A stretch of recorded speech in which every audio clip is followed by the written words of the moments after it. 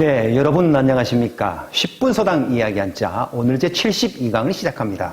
72강 첫 번째 글자는 법칙칙, 곧 즉입니다. 글자 구조를 보면 재물을 뜻하는 족의 패가 있고 그리고 칼로 나눈다고 하는 칼도의 변형이 결합되어 있습니다.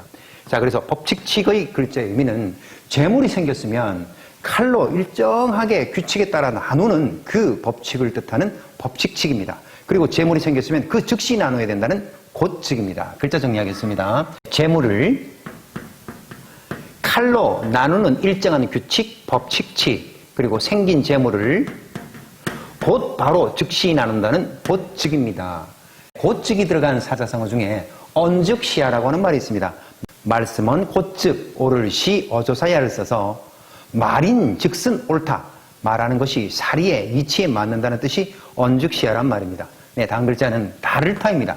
다를타의 글자 구조는 사람, 인에, 어조사야가 결합되어 있죠. 자, 어조사야는 제가 9강 91번에서 생명의 싹을 위아래로 감싼 뜻을 가지고 있는 글자라고 그랬습니다.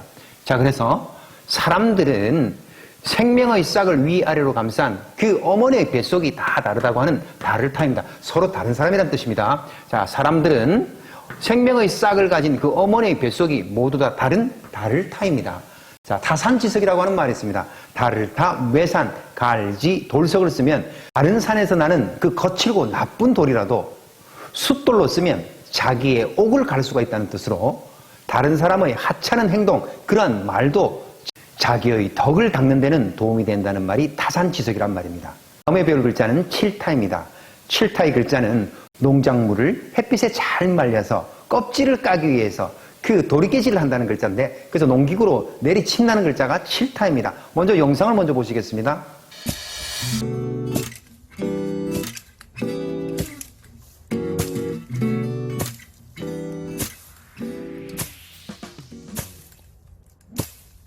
네, 영상 잘 보셨나요? 칠타의 글자 구조는 손소의 변형이 앞에 있고 농기구를 뜻하는 고물의 정이 결합되어 있죠. 자, 그래서 칠타의 글자 의미는 곡식의 껍질을 까기 위해서 손에 고무래를 들고 내리치는 칠타입니다. 곡식의 껍질을 까기 위해서 손에 고무래를 들고 내리치는 칠타입니다. 칠타가 들어간 활용어 중에 타작이라고 하는 말, 칠타에 지을작을 쓰면 곡식의 알곡을 떨구기 위해서 그 알곡을 거두어들이는 일을 타작이라고 하고, 타자라고 하면 칠타에 사람자를 쓰면 야구에서 그 야구 배트를 가지고 공을 치는 그 공격진의 선수를 타자라고 합니다. 네, 다음 글자는 노플탁입니다. 아침의 태양이 점점 하늘 위로 올라가면서 나뭇가지보다 높이 떴다는 그 노플탁입니다. 글자 구조를 보면 이 전복처럼 보이는 글자는 위상인데 위상의 아래 획이 날일과 겹쳐져 있습니다. 위상과 그리고 날일, 태양을 뜻하는 날일, 그리고 열십이 쓰였죠. 열십은 세 가지 뜻으로 쓴다고 그랬죠. 나뭇가지, 많다, 침을 쓴다 그랬죠. 여기서 나뭇가지입니다. 위로 올라가는 그 태양이 나뭇가지보다 높이 뜬 노플탁입니다. 위로 올라가는 그 태양이 나뭇가지보다 높은 노플탁입니다. 노플탁이 들어간 사자성어 탁상공론이라고 하는 말이 있어요.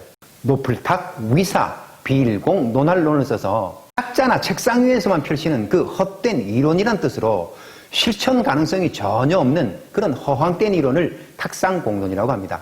네, 다음에 배울 글자는 수탄입니다. 수탄의 글자 구조를 보면 외산이 있고 언덕, 엄이 있고 그리고 불화가 있죠. 산 언덕에 나무가 있었는데 불타버리고 그것이 남은 것이 수치되었다는 수탄입니다.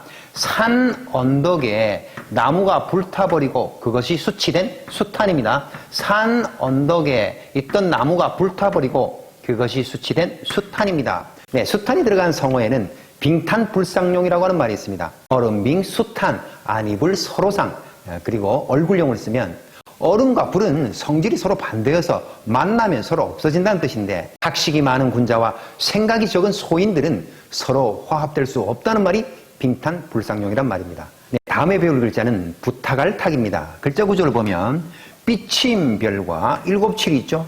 네, 이 글자는 막대를 휘두르면서 여러 번 치고 또 땅을 짚고 두드린다는 뜻이 부타갈탁입니다.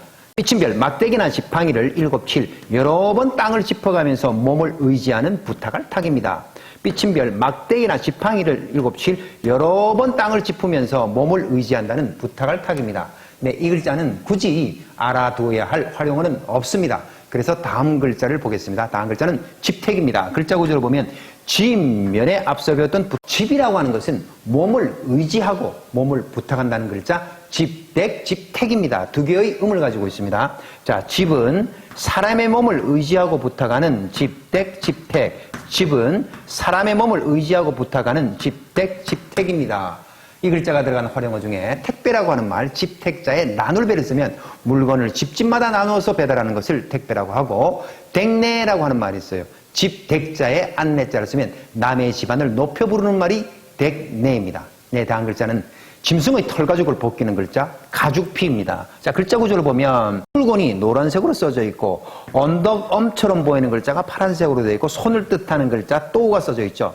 짐승의 털가죽을 아래 위로 손을 잡고 벗겨내는 가죽피입니다. 짐승의 털 가죽을 아래 위로 손을 잡고 벗겨내는 가죽피입니다. 가죽피의 글자가 다른 글자와 결합되면 껍질 또는 표면이란 뜻으로 쓰입니다. 그러면 가죽피가 들어간 활용어 모피라고 하는 말 있죠. 털모자에 가죽피를 쓰면 털가죽이라고 하는 뜻인데 털이 붙어있는 짐승의 가죽을 모피라고 하고 피혁이라고 하면 가죽피에 가죽혁을 써서 가공하지 않은 그 날가죽과 가공을 아주 잘한 그것을 무두질했다고 얘기합니다. 무두질한 그 가공된 가죽을 아울러 함께 이루는 말을 피혁이라고 합니다. 네, 다음 글자는 물결파입니다. 글자 구조를 보면 물수의 변형이 있고 앞서 배웠던 가죽피가 있죠.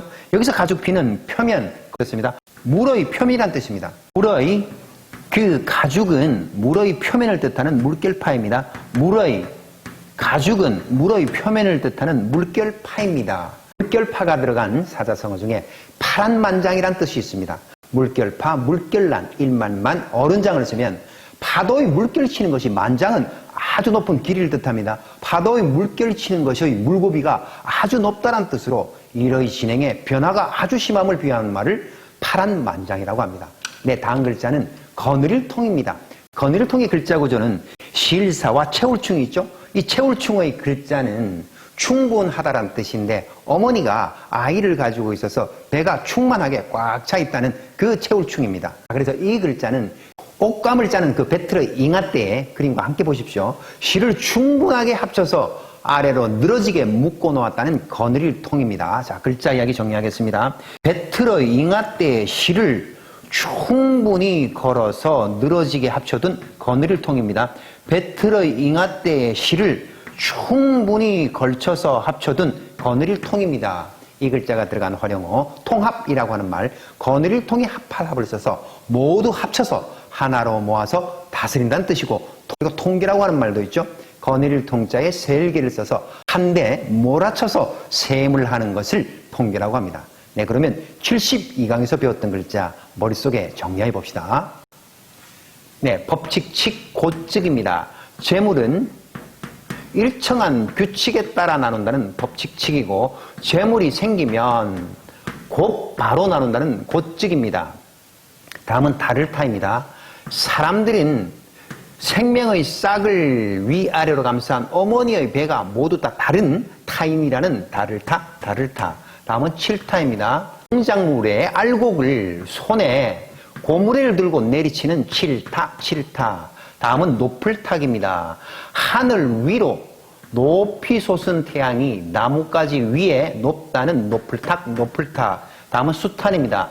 산 언덕에 있는 나무가 모두 불타서 그것이 수치된 수탄입니다. 부탁할 탁입니다. 삐침별, 지팡이나 막대기로 7, 7 여러 번 짚어가며 몸을 의지한다는 부탁할 탁입니다. 네, 다음 글자는 집택입니다. 집은 몸을 부탁하고 의지하는 집택.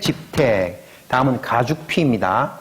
짐승의 껍질을 위아래로 손을 잡고 벗겨내는 가죽피. 다음은 물결파입니다. 물의 가죽이란 물의 표면을 뜻하는 물결파입니다. 다음은 거느릴통입니다. 배틀의 잉아대 실을 충분히 걸어서 합쳐두고 늘어지게 한 거느릴통입니다. 네, 여러분 72강 한자 이야기도 재밌게 잘 들으셨나요? 여러분 언제나 빠른 배속으로 두세 번 꼭 하시기 바랍니다. 네, 그러면 여러분들과는 73강에서 만나 뵙겠습니다. 안녕히 계십시오.